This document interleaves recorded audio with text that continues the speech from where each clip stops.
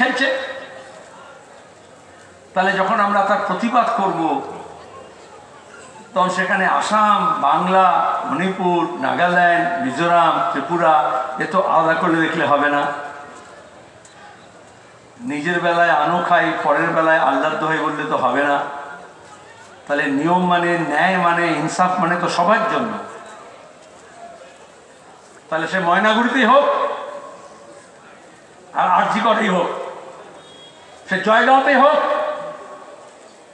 আর জয়নগরেই হোক, আপনি যদি নীতির ওপর দাঁড়িয়ে রাজনীতি করেন, তাহলে আপনার নীতি আপনাকে বাধ্য করবে।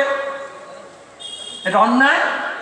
মহিলাদের সুরক্ষার প্রশ্ন, নিরাপত্তার প্রশ্ন, সমান অধিকারের প্রশ্ন, আর তার জন্য জাস্টিস, ইনসাফ আপনাকে চাইতে হবে।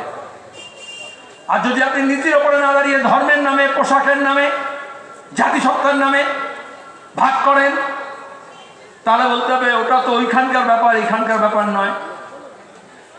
তা তো তার দক্ষিণের ব্যাপার, উত্তরের ব্যাপার নয়।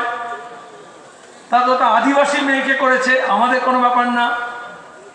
তাহলে তো ওটা একজন তপশিলি জাতির মেয়েকে করেছে, আমাদের ব্যাপার নয়।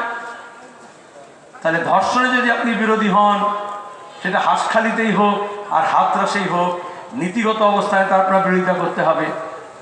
তাহলে জম্মুতে আসিফা কাণ্ড হোক আর উন্নাওতে তপশিলি জাতির মেয়ের হোক, আপনাকে তার বিরুদ্ধে বলতে হবে। আমাদের সংবিধান তো এই অধিকারই দিয়েছে, সেই চেষ্টাই তো আমরা করছি।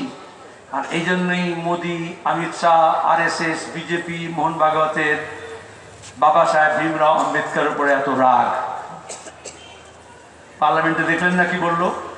কারণ আম্বেদকর এর মতো লোকজন, তার নেতৃত্বে এই সংবিধানে পিছিয়ে পড়া মানুষ, দুর্বল মানুষ, সংখ্যালঘু মানুষ, তপশিলি জাতির মানুষ, আদিবাসী মানুষ, তাদের অধিকারকে সুপ্রতিষ্ঠিত করেছেন।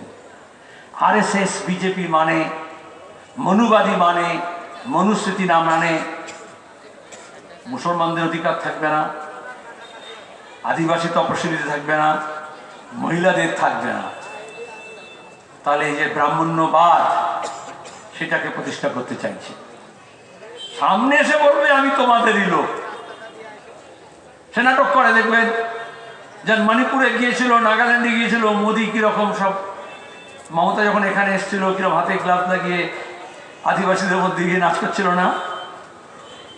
কিন্তু এখন যখন মণিপুরে চিৎকার হচ্ছে, প্রতিবাদ হচ্ছে, ওদিকে খুন হচ্ছে, কারফিউ হচ্ছে, ওই মণিপুরের মানুষ, সে কুকি হোক আর সে মণিপুরি হোক, তারা একই মণিপুর রাজ্যতে একসঙ্গে ছিল।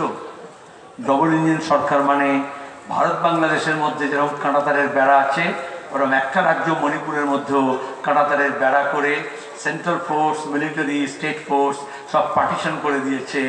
এপারের মানুষ ওপারে যাবে না, ওপারের মানুষ এপারে যাবে না, পাহাড়ের মানুষ সমতলে নামবে না, সমতলের মানুষ পাহাড়ে যেতে পারবে না। আর যদি ফাঁক ফকর দিয়ে চলে যায়, তাহলে মব লিঞ্চিং হবে, নালে রেপ হবে।